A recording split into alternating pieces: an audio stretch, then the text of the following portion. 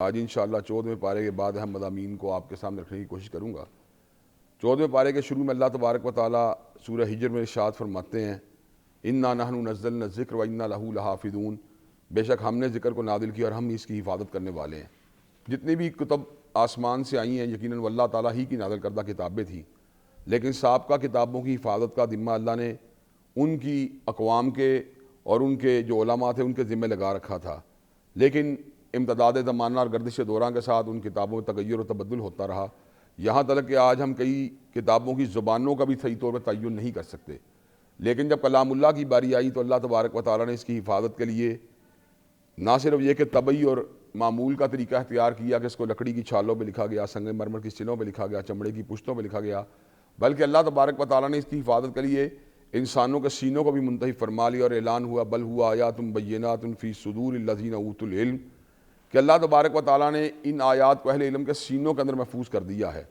اگر آپ نماز تراویح کے دوران یا عام نمازوں کے دوران اس بات کا مشاہدہ کرنا چاہیں تو بآسانی کر سکتے ہیں کہ حافظ جو آیت کی غلطی کھانا تو بڑی دور کی بات ہے، لفظ کی غلطی کھانا بھی بڑی دور کی بات ہے، حرف کی غلطی کھانا بڑی دور کی بات ہے، زبر زیر پیش کی بھی غلطی کھائے تو اس کا لقمہ دینے کے لیے پیچھے سے دوسرے حافظ موجود ہوتے ہیں۔ تو یہاں سے یہ بات ثابت ہوتی ہے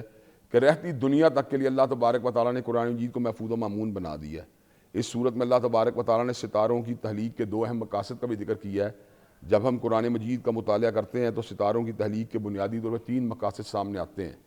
پہلا مقصد یہ ہے هو الذی جعل لکم النجوم لتہتدوا بہا فی ظلمات البر والبحر، کہ خشکیوں اور تریوں کے اندر کئی مرتبہ ایسا انسان کے ساتھ واقعات ہو جاتے ہیں کہ وہ راستے کو فراموش کر دیتا ہے، تو جو سفر کرنے کے ماہرین ہوتے ہیں، قافلوں کے سرغنہ یا رہنما ہوتے ہیں، ان کو اس بات کا پتہ ہوتا ہے کہ شمالی ستارہ کون سا ہے، جنوبی ستارہ کون سا ہے، قطبی ستارہ کون سا ہے، تو اس کی وجہ سے وہ اپنے کھوئے ہوئے راستے جو ہے نا ان کو دوبارہ ان کا تعین کر لیتے ہیں۔ دوسرے دو مقاصد جو ان کا ذکر جو ہے ان آیات میں کیا گیا، جن کی تلاوت میں آپ کے سامنے کرنے کے لیے جا رہا ہوں۔ اللہ تبارک و تعالیٰ 14ویں پارے میں ارشاد فرماتے ہیں وَلَقَدْ جَعَلْنَا فِي السَّمَاءِ بُرُوجًا وَزَيَّنَّاهَا لِلنَّاظِرِينَ، اللہ نے آسمان دنیا کو قندیلوں سے مزین کیا ہے، وَزَيَّنَّاهَا لِلنَّاظِرِينَ، اور دیکھنے والی آنکھوں کے لیے ان کو مزین کر دیا ہے۔ کسی بھی چھت کے اوپر اگر فانوس لگے ہوں، بلب لگے ہوں، تو کمکمے لگے ہوں تو چھت بڑی خوبصورت نظر آتی ہے۔ تو اللہ تبارک و تعالیٰ نے آسمان کی چھت کو جو کمکموں کے ساتھ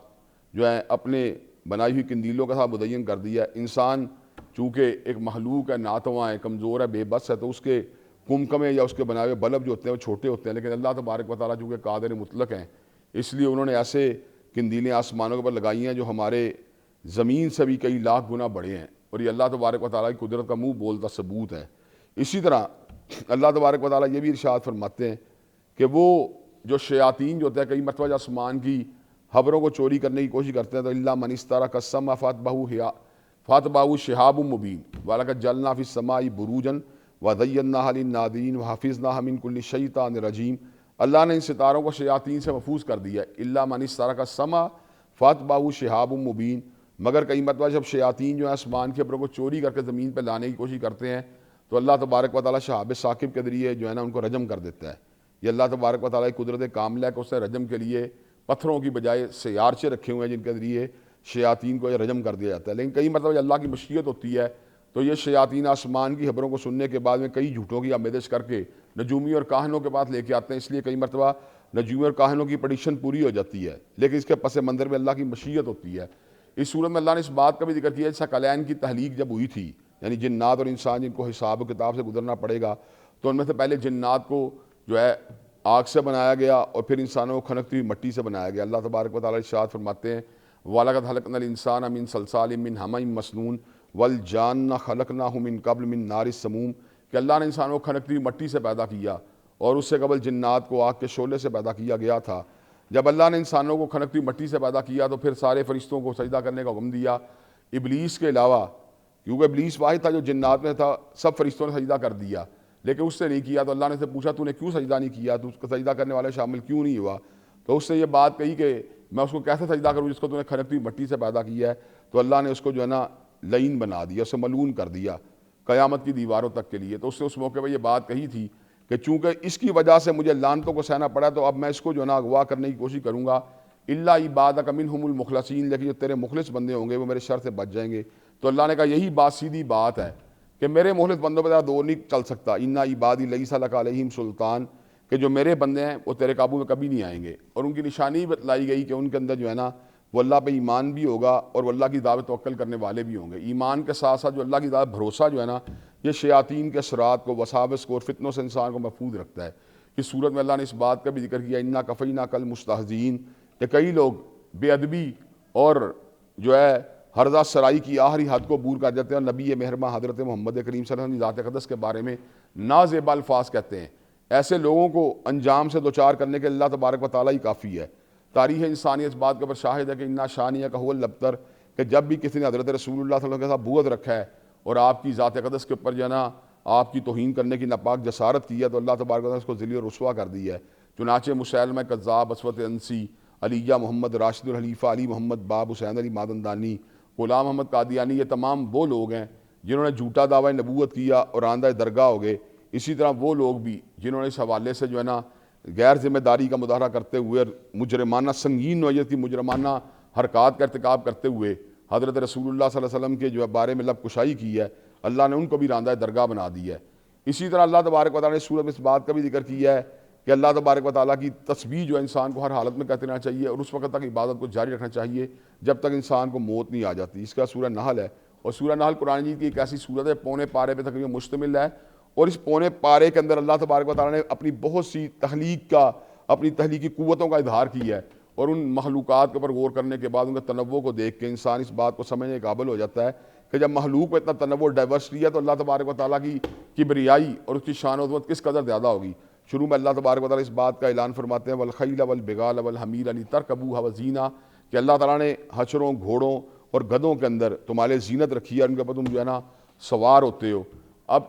کوئی بھی سواری جو جہاں پہ اس سے انسان سفر کرتا ہے وہاں پر اس کے لیے ایک مدین بھی ہوتی ہے، انسان اپنی سواری کو دیکھ کے جو ہے نا اس کو اندر ایک خوشی کیفیت بھی پیدا ہوتی ہے، اور وہ اس کے لیے جو ہے نا ایک راحت کا سبب بھی ہوتی ہے، اس کے لیے زینت بھی ہوتی ہے۔ اس کا اللہ تعالیٰ نے اس بات کا بھی ذکر کیا ہے کہ اللہ تبارک و تعالیٰ آسمان سے ایک ہی پانی کو گراتا ہے، لیکن اس ایک پانی کے اترنے کے بعد ینبت لکم بہ الزرع والزیتون والنخیل والاعناب ومن کل الثمرات، اللہ تعالیٰ اسی سے زراعت کو پیدا کرتا ہے، اسی سے کھجوروں کو پیدا کرتا ہے، اسی سے انگوروں کو پیدا کرتا ہے، اسی سے طرح طرح کے پھلوں کو پیدا کرتا ہے۔ پانی تو ایک ہے لیکن اس کی پیداوار جو اس میں بڑی ڈائیورسٹی پائی جاتی ہے۔ اس صورت میں اللہ تعالیٰ نے اس بات کا بھی ذکر کیا ہے کہ اللہ نے ہمارے لیے جو ہے نا سمندروں کو مسخر کیا جس سے ہم جو ہے نا تازہ گوشت بھی کھاتے ہیں، اور اس کے اندر جو ہے ہم اس کے لیے اللہ تبارک و تعالیٰ نے اس سمندر کو مسخر کرنے کے بعد ان کا بحری جہازوں کو چلانے کا بندوبست بھی کیا ہے۔ اس صورت میں اللہ نے اس بات کا بھی ذکر کیا اِنَّ لَكُمْ فِي الْأَنْعَامِ لَعِبْرَةً نُسْقِيكُم مِّمَّا فِي بُطُونِهِ مِن بَيْنِ فَرْثٍ وَدَمٍ لَبَنًا خَالِصًا سَائِغًا لِّلشَّارِبِينَ، کہ اللہ تبارک و تعالیٰ ہمیں چپائیوں کے وجودوں سے پلاتے ہیں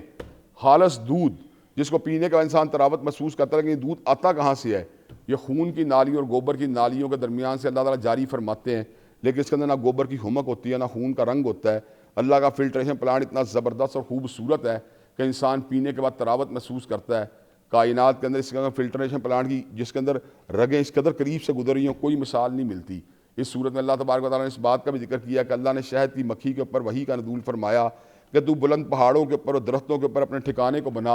اور پھلوں اور پھولوں کے رس کو چوس۔ اب اس کے وجود میں تو چیز نکلتی ہے، اس کے اندر انسانوں کی بیماریوں کے لیے شفا ہے۔